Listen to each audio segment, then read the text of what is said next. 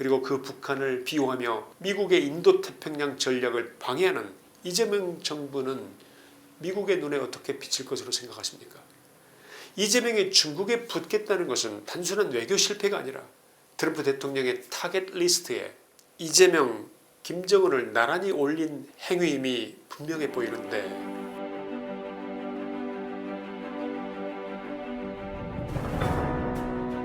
2026년 2월 28일 테헤란 상공을 가른 정밀 유도탄은 단순히 한 독재자의 목숨을 끝낸 것만이 아닙니다.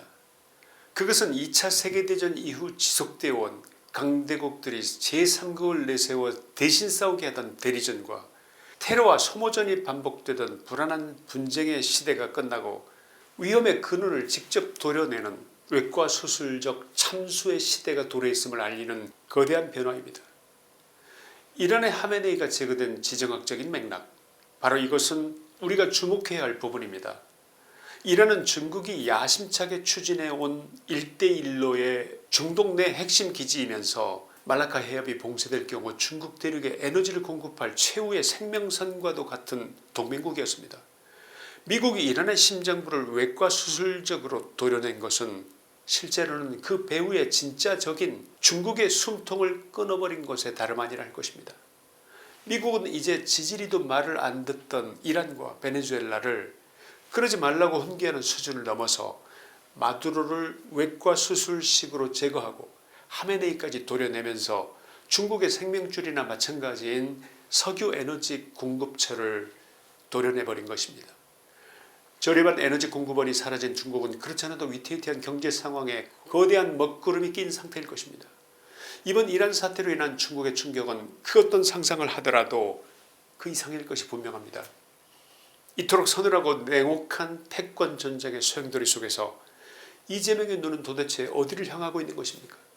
미국이 인도태평양 전략을 통해 한국, 미국, 일본을 잇는 거대한 대중국 해양 포위망을 완성하려고 하는 이 결정적 시점에 이재명 정부는 그 포위망의 빗장을 풀고 대우를 이탈해서 불에 타서 무너져내리고 있는 중국의 품속으로 뛰어들고 있는 셈입니다. 이것이 이재명의 단순한 외교적 오판으로 인한 것이라면 차라리 바로잡을 가능성에 대한 기대라도 할 텐데 이를 어쩌면 좋습니까?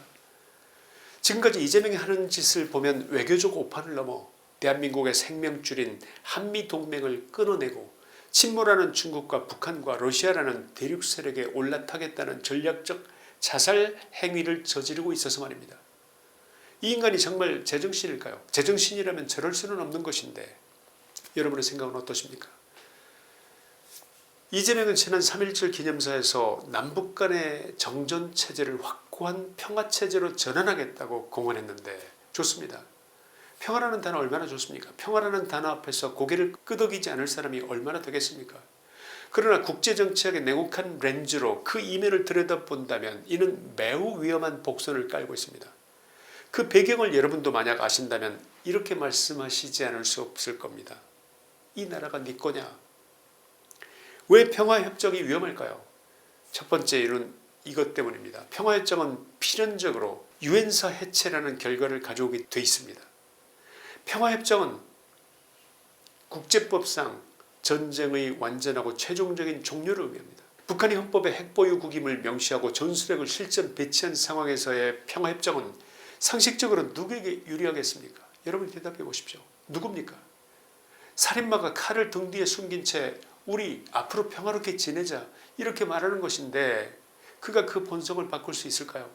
종전선언과 함께 평화체제가 구축되는 순간 대한민국의 안보는 다음과 같은 법적 도미노를 따라서 연쇄적으로 붕괴되어 있습니다. 1. 유엔군 사령부의 즉각적 해체를 가져옵니다. 남북 간의 휴전 상태를 관리하는 주체가 유엔사인데 이 유엔사는 평화협정이 체결되는 즉시 그 존재 근거가 없어집니다. 유엔사령부는 즉시 해체된다는 그 말입니다. 2. 일본 내 후방기지가 즉시 무력화됩니다. 유엔사가 해체되면 유사시 한반도의 병력과 물자를 쏟아부을 병참기지로서 요코타, 오키나와 등 7곳의 일본 내 유엔사 후방기지의 사용 권한이 자동 소멸됩니다.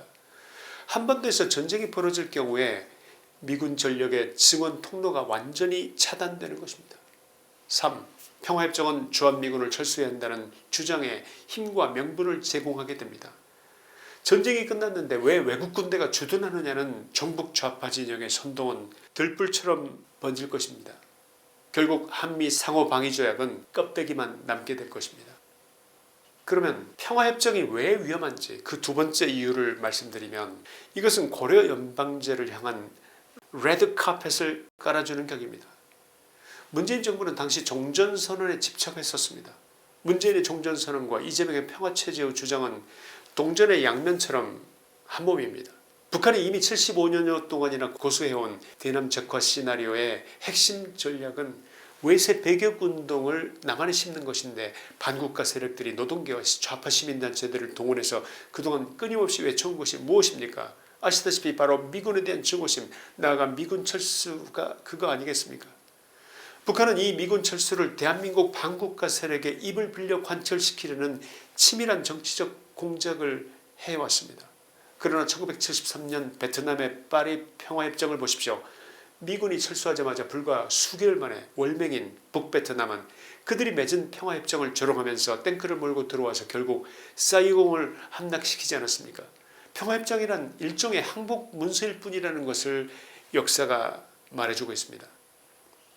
테헤란의 지도자 동지가 백주 대낮에 증발하는 것을 본 김정은이 느꼈을 공포는 상상 이상일 것입니다. 지하 벙커 속에서도 미국의 벙커 버스터를 피할 수 없다는 사실은 북한 지도부에게는 엄청난 실존적 위협일 수밖에 없습니다. 그런데 이 결정적인 순간 이재명 정부는 도리어 김정은의 호위무사를 자처하고 있습니다. 그 같은 움직임이 너무나 많지만 대표적인 몇 가지만 말씀을 드리자면 1. 정신적 무장해제입니다. 요즘 부쩍 정규 뉴스 시간에 북한 김정은이 자주 나오지 않습니까?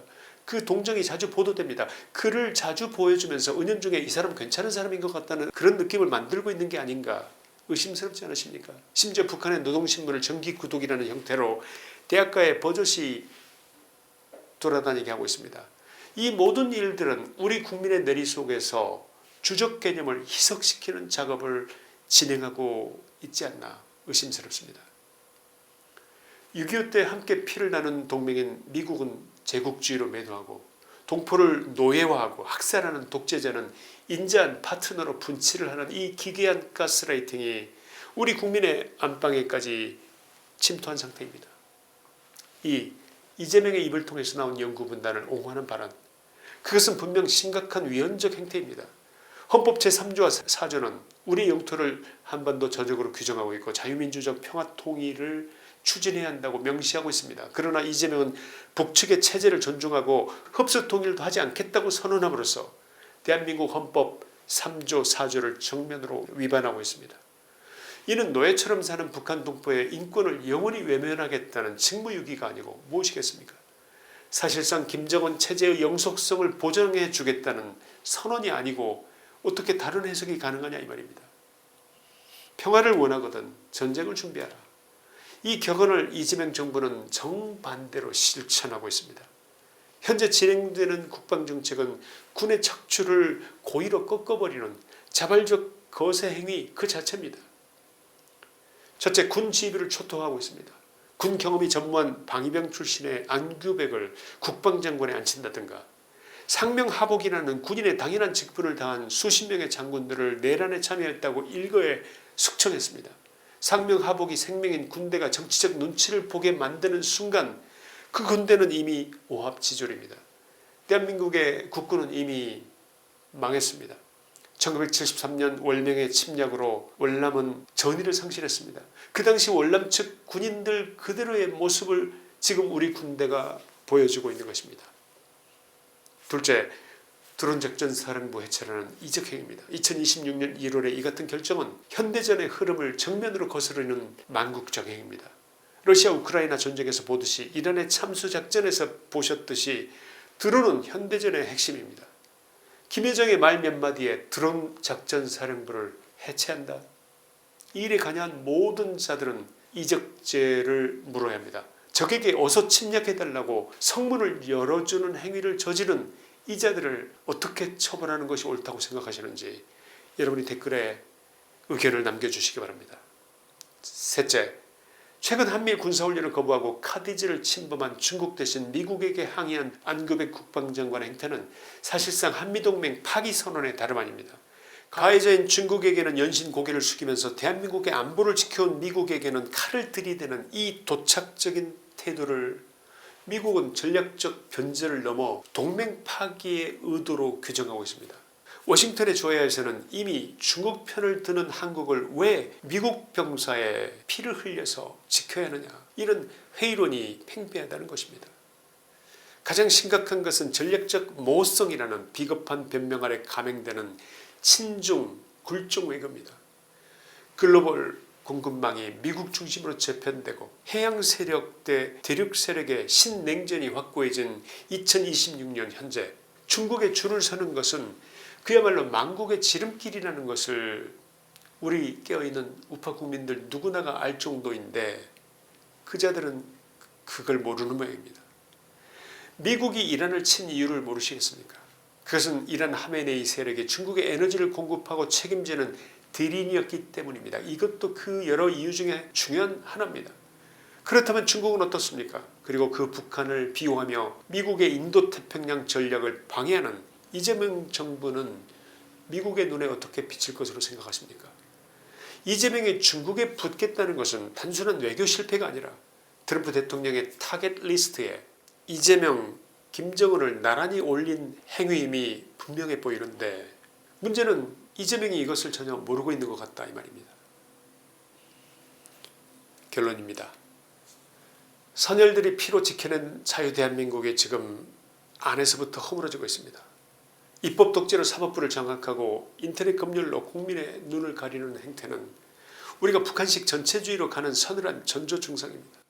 평화라는 위장된 독배를 마시고 우리 아이들의 미래를 김정은의 핵인질로 혹은 중국의 삼류 속국으로 처박을 수야 없지 않겠습니까? 이재명 정부는 지금 하메네이와 마두로가 걸었던 반미 친중의 길을 그대로 답습하고 있습니다. 미국이 이란과 베네수엘라의 수장들을 처단하면서 보여준 그 서늘한 결기는 동맹을 파기한 변절자 이재명에게도 적용될 가능성에 대해서 여러분 어떻게 생각하십니까? Freedom is not free. 자유는 공짜가 아니다라는 말의 무게를 다시 음미해 봐야 할 시간이 바로 지금이 아닌가 생각합니다.